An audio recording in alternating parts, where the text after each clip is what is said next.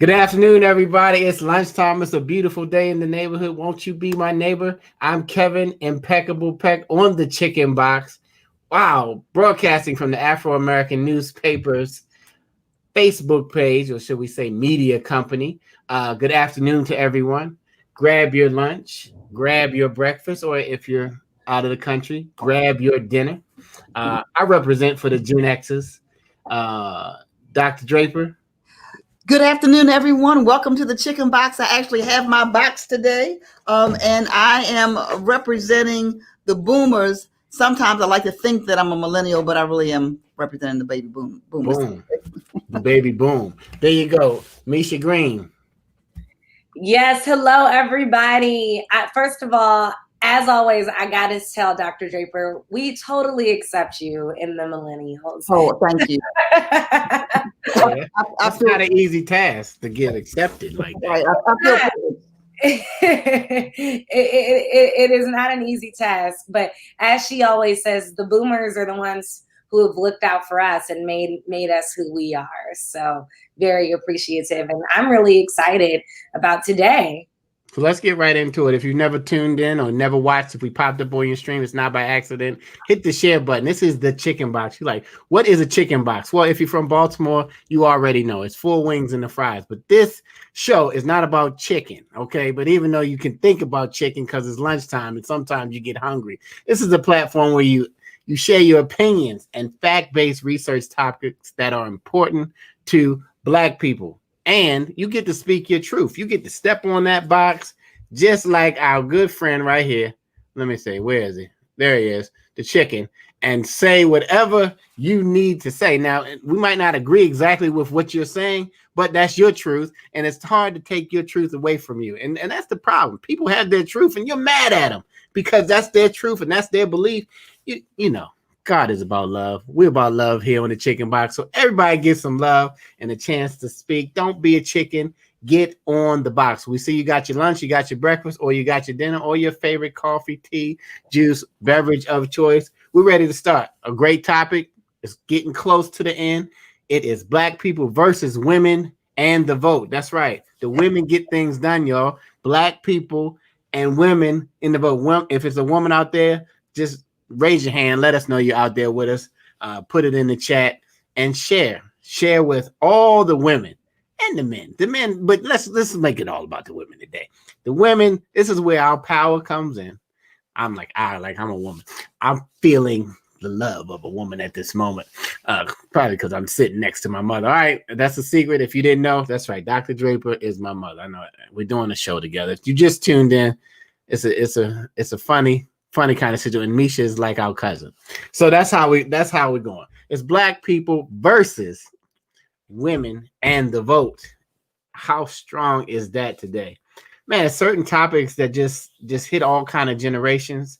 And it hadn't been long since women have had the ability to vote, but they've been the driving force behind the Black vote for a long time. And we have Misha, why don't you just kind of, I want you to introduce our guest because we have been wanting to get this special guest on for a long time. And I'm just going to step over here in this corner. Like, this is how you move digitally. I'm just going to move over here in the corner so that you can introduce our esteemed guest so we can get into the conversation today about Black people versus women and the vote.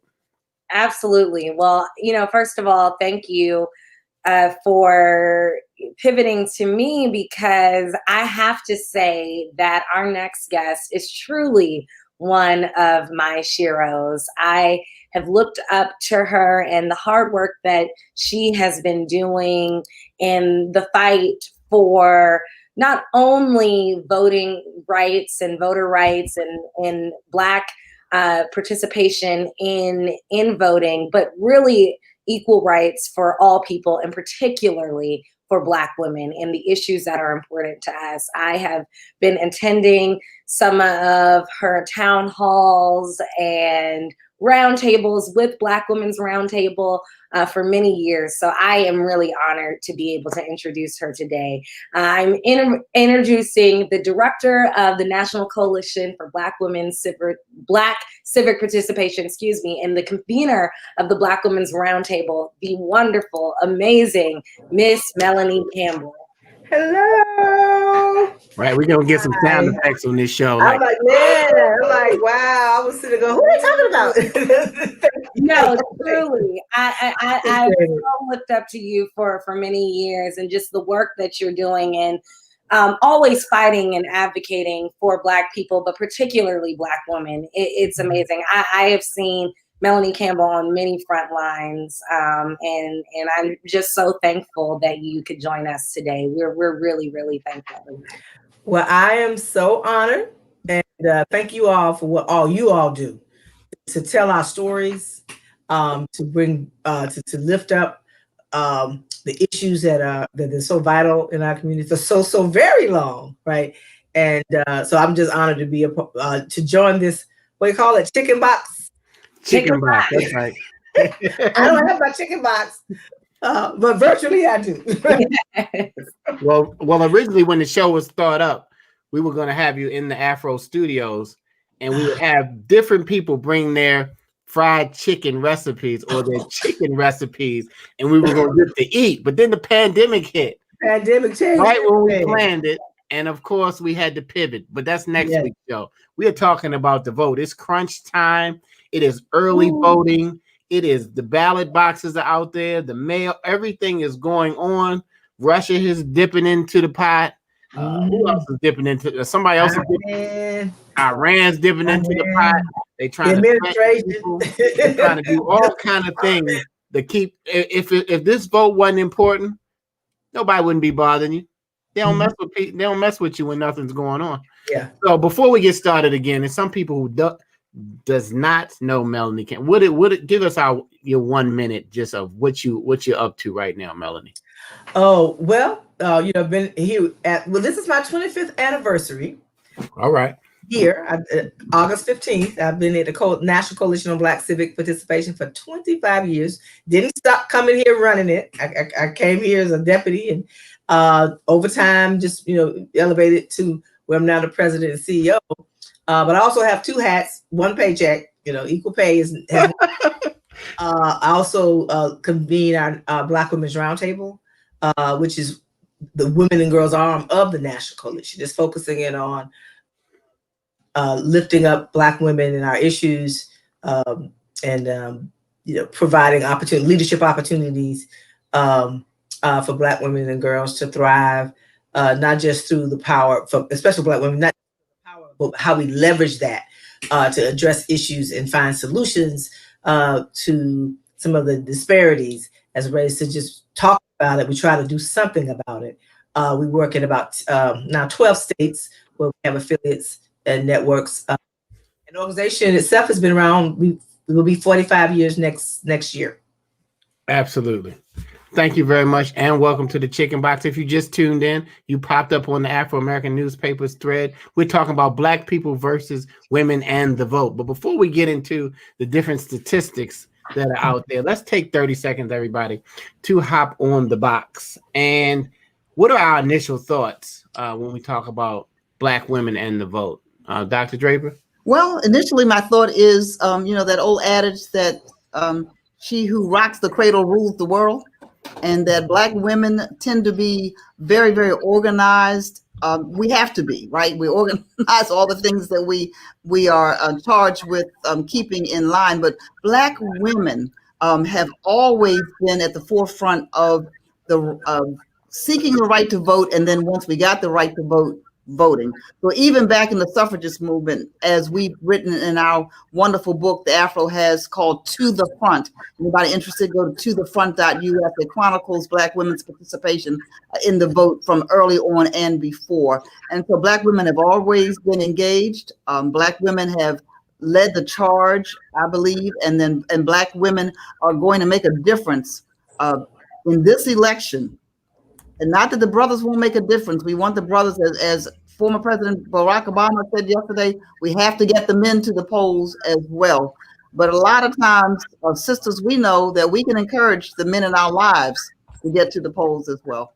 So black women will make a difference in this election as we have in so many other elections. I like that word, encouragement. The ladies can encourage us, fellas. You know how they encourage us to take out the trash and to do all those kind of things. They can encourage us. They shouldn't have to encourage you to vote. If you need encouragement to vote, you with the wrong man. Anyway, that's another topic. Melanie Campbell, you 30 seconds on what the black woman's vote has meant to you. I mean, how black women have played a role in the vote. I'm going to piggyback on my sister, Miss Tony, and look, we're the secret sauce. If you're trying to win and you need black votes, you better talk to black women, because that secret sauce is not that we're going to show up. We'll show up. If we're with you, we're with you. But if we really with you and you singing the right tunes, that's where the extra kick comes in. That means we're gonna make sure that the men in our lives, the significant others in our lives, our cousins, our family, our community, we're gonna roll up our sleeves. We're gonna write some checks. We're gonna do a whole lot. So if you tap into that, you got a force to be reckoned with. Boom. That means they come to work, y'all. They don't come, with any hats on, with any, I'm the big boss. They say, I'm going to roll up my sleeve, or I'm with you. I'm with you. I like how you said, if you're singing my song, you know what I mean? Where are those songs? They know contests now. So we're going to have to sing the song to the polls right now as the black women get out and really wag the dog, y'all. They're leading the way. Get out. I don't care if you have on the fence. If you're still on the fence at this point, I think you should remove the fence from your yard. Get to the polls and vote. Misha Green, what has the black woman's vote meant to you? The black women's vote has meant everything to me. It has been my introduction to voting. I grew up with two parents who really emphasized the importance of voting, but I generally went with my mom to the polls. I grew up in a household where my parents were very politically engaged, but my grandmother ran the Board of Elections. My grandmother helped with tons of voter registration events. And so it was the women in my life who I was most introduced to voting about and the importance of voting, and understood the importance of getting to the polls and getting out the vote. And so I am so excited about this particular election, because I think right now it's giving us an opportunity to show that not only have black women been the driving forces, and I've been so inspired by learning the stories of the colored girls who have considered politics. Yes. Those amazing women who I've seen sort of being front runners and making a difference as black women in politics, who have been hidden. Dorothy Height, right? Who were hidden. But this year I'm super excited because we're in the forefront. And so I'm really excited to talk about this conversation today, because black women in the vote has been my experience as a voter and even before. And that's the millennial point of view. That has been her experience. Take your family, don't leave them home, even if they can't vote. Let them simulate, just like in church when you used to take them up for an offering. You gave them $1 or something to put in there, so that they can start to learn and see how it moves, how it shakes. Don't leave them home just because they want to be on the internet TikToking. Grab them and say, look, we're going to vote. Today is the day that we go to vote. Go vote as a family. Go vote as a sorority. Go vote as a fraternity. Get your sisters, your cousins, everybody, like they used to say, Lottie, Dottie, and everybody. I don't know where that came from. I don't even know who Lottie or Dottie is, but I don't even know a Lottie, matter of fact. I think we all know a Dottie, but I know a Lottie. I know a Lottie. Okay. That is the baby boomer thing. If you just tuned in, this is the Chicken Box. Maybe we will go through historic names one day. Black people versus the names that they name their children. Anyway, we're talking about the vote. Oh, another meeting. We are talking about how black women make a difference. Dr. Draper. Yeah. We're going to bounce past it to you about the stereotype. Usually we bounce it to our millennial friend, Misha Green, but we're going to bounce it to you today. Well, let's hear these stereotypes. Millennial friend. Well, you know what? There are lots of stereotypes, and some things are not stereotypes, but they are true about black women. But one thing that you hear sometimes about black women in general, in general is that we are angry. We are aggressive, and therefore we're so angry and aggressive or emotional that we don't make decisions, good decisions in politics. That's a myth. That's a stereotype. Let me say, Yeah. these general stereotypes, they're not views of the Afro, and I know they're not views of many people who are watching this broadcast today, or a stereotype that says that older Black women are more likely to be civically engaged and active than younger Black women. I talk to a lot of young Black women, and they are very, very engaged. Black girls vote. Mika Green, you said your mother took you to the polls. I took my daughter to the polls. Absolutely. I think that there are younger women who are engaged. It doesn't mean that older women are not engaged, but I would not want it to be stereotyped as just the older women, or that we vote with our emotions. Again, we're not educated voters. We're just uneducated. Or the fact that we vote more than Black men, that may be true in some cases in terms of how we vote and how we vote, but brothers are voting as well. And so I think the biggest one is the first one that I said about, that we're angry, we're aggressive, and especially in this environment that we're in now, where we have a candidate on the Republican side who has just no respect for women of any color, but seems to be most disrespectful of Black women, as if we don't vote. If you notice how he treated April Ryan, for example, and other Black journalists, he got some kind of complex around women, period. But Black women, he really tries to cut down. Absolutely. And that's not a stereotype, that's a fact. I'm going to jump on the box for my little 30 seconds about these stereotypes, but I'm not going to say all Black men. I'm just going to talk about myself. Sometimes you got to talk about yourself. I do not, or have not in the past, paid attention to every position or everybody that's on the ballot. I always ask my wife, who we voting for? Since we are one, I say, who are we voting for? Because I know that she does the homework. So the stereotype about we're uneducated about the voters, I think Black women are more educated on who the ballot is, who's on it, what they've done. They do the research. Fellas, when you watching sports, they researching something. They finding out something. And then if they ask you, you better answer right because the research comes back right.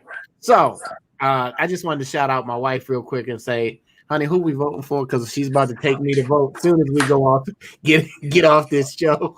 We're going to early vote. We're in Georgia. And if you enjoy out there in early vote, don't wait for the lines. And if it is a line, so what? It's just a little line. It's just a line, but it's a line that's important.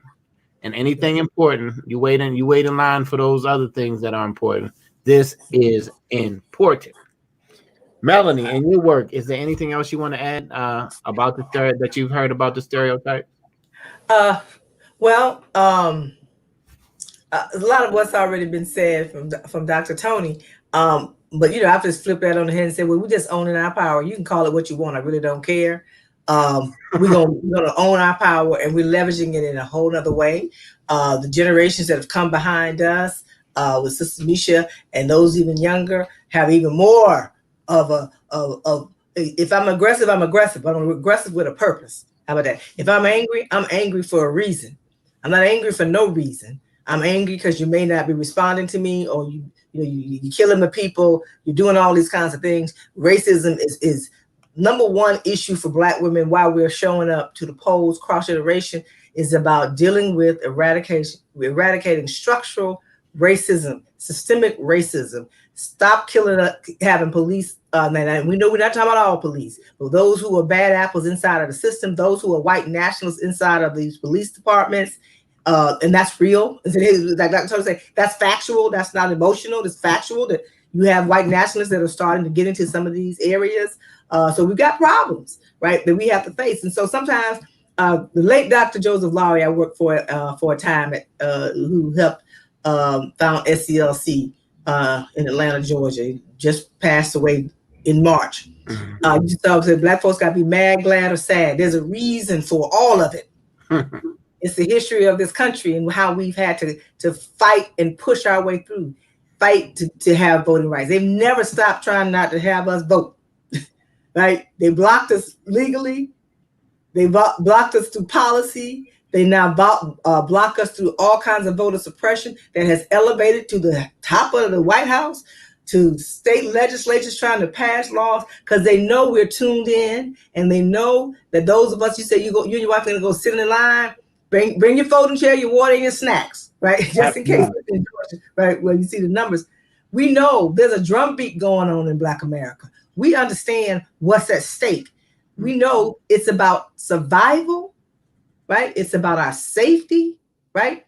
And of course, it's about opportunity. But we can't deal with opportunity if we can't survive, right? And be safe. Absolutely. This is the Chicken Box, broadcasting from the Afro-American newspaper. 128 years of being out there informing, inspiring, and educating. And we are telling you now, or not telling you, we are sharing with you that it's a great idea to get your butt to the polls. Get yourself to the poll. I just left Miami.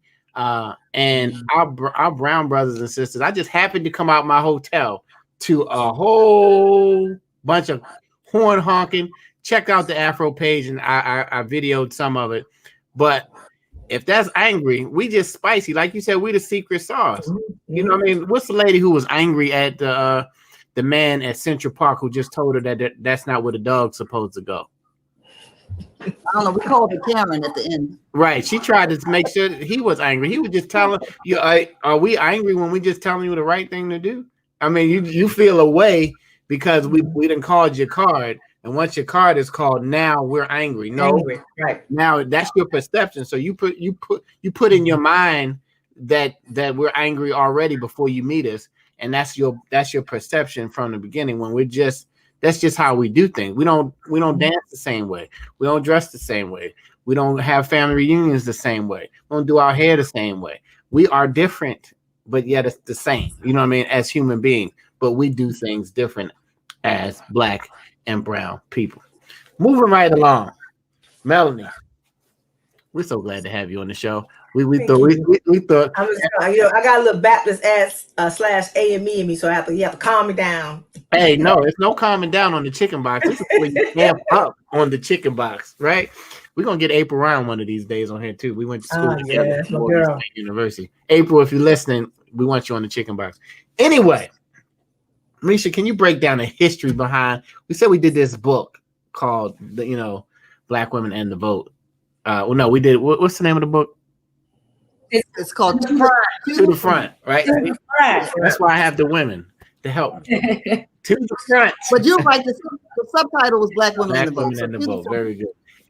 And to the front.us. Anybody want to see it? Download it to the front.us. To the front. And that's where we need to go, to the front. And if you have a senior in your house who wants to vote, take them and you will get to the front. Because a lot of times they have a little grace and mercy. And I used to take my grandmother, and that's how I used to skip the line. Shh, quick. All right. Anyway, Misha, break down some history about Black women in the vote. We switched it up this week. Yes, we did switch it up. So I'm going to give the history. And again, I do encourage everyone to check out our new book that was led by our archivist, Savannah Wood. To the Front really does show that Black women have been in the mix all the while. And as Kevin said earlier, we have not had the right to vote for very long. The 19th Amendment was passed in 1920. So that's exactly 100 years. We know we've been celebrating that suffrage. Black women, we've always been the most marginalized, and we know that. Right? I saw somebody quoted it today, and I will use the edited version of it. But somebody said, Black women being the least protected and the most counted on is some BS, is what that person said. Another journalist who's well-respected, Black woman, pointed that out. And I thought that was really, really funny, but a great point, because it's been the truth the entire time. Black women have always been to the front. So we look at all the way in the 19th century. In 1836, there was a Black woman named Jarena Lee who wrote a book about the sexism within her denomination. We had a white woman in 1820, Maria Stewart talking about her concerns that Black women would have, or Black people would have in general, but Black women in particular, even if we were free. This was 45 years before the end of the Civil War, and people were talking about it then. Then you look at the divide when we were talking about suffrage, and particularly when you had those white women who were out there and sort of leading the suffrage movement, or what we now look as the feminist movement, right? And Black women doing it, but there was a major divide. And so you look at someone like an Ida B. Wells, who tried to show up to the Women's March on Washington in March of 1913 and was told she had to march in the back because politically, in southern states, we wanted the right to vote, right? Women wanted the right to vote, but they also wanted to suppress Black people, as we have done, and as has been done historically. And so Ida B. Wells in 1913 walked to the front, right, and ensured that Black women were heard and Black women were represented. It is major to our culture, but because of these issues, right, we have this major divide. Not until 2016 did I consider myself very clearly a womanist versus a feminist, right? Because I saw the major divide, even when we talk about this, looking at the white women who supported Donald Trump in comparison to Black women, but learning historically that Black women have been marginalized out of these feminists, out of these voting rights conversations has been major. You go after the Ida B. Wells of the world and look at people like Fannie Lou Hamer, Ella Baker, who were major activists, even Josephine Baker, right, in the fight for women's suffrage and the end to voter suppression. Because again, at this time, women technically had the right to vote, but Black women were still suppressed in this. And it continued, we saw Black women not as much and not as celebrated in the forefront, but they were still there during the civil rights movement. I mentioned Dorothy Height earlier. Coretta Scott King was instrumental. Josephine Baker was doing things even across the pond to ensure this. I mean, you look now, and we got to celebrate our leaders to this day. I shouted out the For Colored Girls, Mignon Moore, Leah Daughtry, Donna Brazile, Yolanda Caraway, Melanie Campbell, Tamika Mallory, all these amazing people killing the game. But there's still, we see as Black women are leading the pack, there's still a disparity in us getting the respect that and sort of being at the forefront of the fight, showing that we're at the forefront of the fight, although we've always been there. Boom. We are always there. I just noticed, because I shared it, if you just tuned in on the Afros page, you are watching Black people versus the women and the vote. And maybe you did this. I realized it when you were talking, Misha. If you're watching the stream, and I'm talking to our guest and our host, and we all are getting used to this. If you're watching the stream on Facebook, mute the Facebook volume, just so it won't be any feedback. Mute the Facebook volume, and that may take it away. I had mine playing in the background. And if you hear me talking now, just share it. Share with somebody else. Remind them, shake them up, go early vote, get to voting, get the women together, call, and while you're watching the Housewives or something, say, look, the Bachelorette, whatever it is that y'all can talk about, let's talk about voting for these next few days till November the 3rd and beyond. Anything you want to add to what Misha was saying, Melanie? The only thing, thank you for, I've got to pick that up. I wrote that down to the forefront. I will make sure I pick up a copy of that and check it out and put it out there, right? The only thing I would say, I really just encourage those who are listening to do what you just said, and that's let's own this thing, and don't let off the gas. Anybody try to do all of this been done? I've never seen this overt attack on our voting rights in a very long time, as far as what's happening from the governmental level, even overtly, right? All these lawsuits, so many lawsuits trying to block folks in the middle of a pandemic that's killed over 220,000 people, and I think it's 8 million who've been infected and as a recovering COVID-19 survivor myself, and know this thing is real. It's not Memorex. It's not a hoax. It's not a joke, and it doesn't care about who you are. It's just looking. It's just a thing looking for a host. It's just looking for somewhere to go. And you can be as healthy as you think you are, and not, or not as healthy and make it. So it's random, and it's God's grace and mercy. I believe that. So we know what's at stake. So we got to take that folding chair, right? You do what you need to do, and don't let up the gas. Run all the way through the election, and let's get that turnout as high as it can be. So whatever happens at the end of the day, we didn't leave anything on the table, right? I can sleep at night with that. You know, our ancestors, as she went as far back, us coming to this country, we've always had to struggle, right? But we want to struggle so that our young people and the children that come behind us have a better opportunity. And this that we've been dealing with is not sustainable for that, but for them to have a strong and thriving future. It's just not when there's so the racism and folks showing up with, you know, white militia, you know, talking about kidnapping governors and a white woman governor at that, right? So just the reality of where we are as a country and where this can go, and the history is always a great teacher. It can get worse. So we need to, if we want to shift it, we need to own that power and do all we can with it. Absolutely. Absolutely. How are you on time, Melanie? I just want to respect your time. Maybe 5 minutes. Okay. So if you just tuned in, we're here with Melanie Campbell.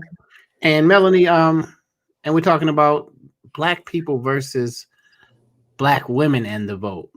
The power, the secret sauce, the thing that makes it go.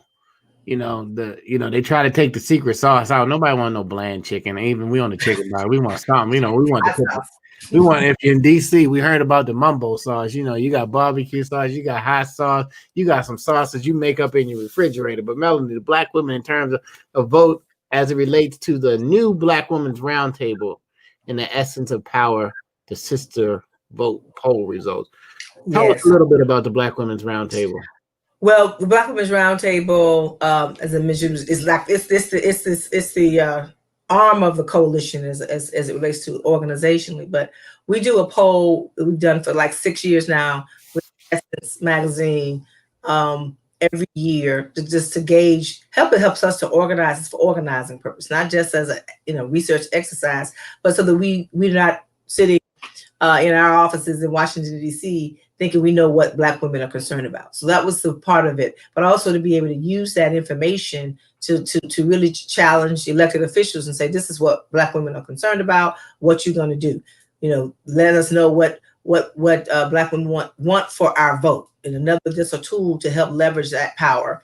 And so for the first 3 years, that poll was more aspirational. You saw things like focusing around looking for affordable college, college affordability, things that had to do with empowerment issues. Whereas the last 3 years, since this current administration in the White House has been in office, it's changed. Those issues are now considered. The last 3 years has been racism, concern about racism and rising hate crimes, things, criminal justice reform and policing reform. COVID-19 this year is up there. For young women, they also have those same concerns. So it's across generations. And so you're talking from 18 to 55 plus 65, Black women on some of these issues were all concerned, but also young people were concerned and about things like affordable housing, right? And especially if you're like in that 18 to 20, 24, maybe 30s, really concerned about those kinds of, because gentrification has impacted Black communities, especially in urban America. So you saw some of those kinds of things rise up for young women, equal pay, equal rights. So those are some of those things, but more things around issues around, safety, security, survival issues are at the top.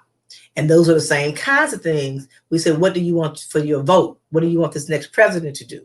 Some of those same kinds of issues I just mentioned are at the top. Absolutely, and we got to hold it to them. And I'm going to respect your time, Melanie Campbell. Thank you. Thank you very, very much. Thank you all so for much. hanging out with us on the Chicken Box today. And I love the part. I can't wait to come back. Well, you can come back. I have my box. You can come back and bring a friend. You know what I mean? Bring a friend. Yes. If they got the sauce, they gotta have. They can't be like a dry saltine crack. Oh no, that's not a good analogy. But I'll bring my lunchbox. Yeah, we'll hopefully we'll get a. And when the COVID gets situation, we'll all be in the same space. That'll be fun. Well, do you have a fried chicken recipe? Oh, of course, I'm from the South. Okay, there we go. Now, F. Of course. Everybody who's really from the South, F is on the end of it. That's the real South. Okay. All right. Well, thank you very much. But that's still the South. That's right. You know it really is. Thank you for joining us. Absolutely. We're here for you. Thank you so much. Whatever you need, we got you. Thanks. Thank you. And tell Lon to keep sending all of the press advisories. We feel like we know your every move. All right. Well, that was Melanie Campbell hanging out with us. And what I loved about what she said is that Black women, they organize early. Even for a trip, fellas, Black women will get the trip together a year in advance. They got it all paid off by the time it's time to go. We winging it. Let's not wing it to the polls, fellas. Let's get to the polls. Stop winging it. You know what I mean? You can stop now. Don't wait for the new year to get a new resolution that you only, realize for a few weeks. It is time to move. Dr. Draper, what's some What are some of the ways we're currently seeing Black women rise up? Being in Atlanta, that's what they like to say, rise up. And Black women are excited, and we are rising up behind Kamala Harris, HBCU grad, member of the Divine Nine. Even though those things are important, the most important thing is that this sister is qualified. Listen, the push is on so hard to keep the Biden-Harris team from winning, not because they're afraid of Joe Biden. They're afraid of this Black woman that's going to become president of the United States, given that Biden is, like I am, a boomer. He's a little older than I am. And so that's really what the fear is about, I believe, is that there's going to be a Black woman in the Oval Office. Uh-huh. Something happened to Joe Biden. And if not this term, then certainly next term. So I think that, there's a lot of push behind for Black women and others behind this candidacy of Biden and Harris, because there is an African-American woman, a qualified African-American woman, an articulate African-American woman, a senator who's done her work, her former attorney general who doesn't mind speaking her truth. And so I believe that's what it's really about. And so Black women, only 66% of us turned out in 2016, and that was down from 74% in 2012 and 75% in 2008. But I believe that we're going to exceed that number in 2020, because in the midterm elections, Black women came up, the percentage points went up by around 16%. So we came out in the midterms. We're going to come out now. However, having said that, Black men are a key target. Black men, especially 18 to 39-year-olds, are the key targets in this election. I really believe the Black women, we're going to go to the polls in record numbers. Old, young, and everybody in between, and we're going to ask our brothers to support us in this, because we need all of us to go to the polls and vote. Early vote, mail-in vote, stand in line vote, whatever. And if you're in Texas and there's only one box per county, and that's criminal in and of itself, let's help somebody get to the polls. Absolutely. Whether you're in Texas or not, let's help somebody get to the polls. We got Ginger watching. We got Karen Keith, who said hi, Tony. Hey, we got Angelo. Melanie was fire. Marina from the Houston area, Urban Leaguer. That's right. We had NAACP on before, so don't forget, our organizations are still out there, the Urban League and the NAACP. Support those. Misha Green, what are the millennials? Are they organized? Because, the millennials scared, or who are they? The TikTokers scared the pants off of Trump. He wanted to make TikToking illegal. Y'all organized so good and put his hair kind of went the other way once they got to him.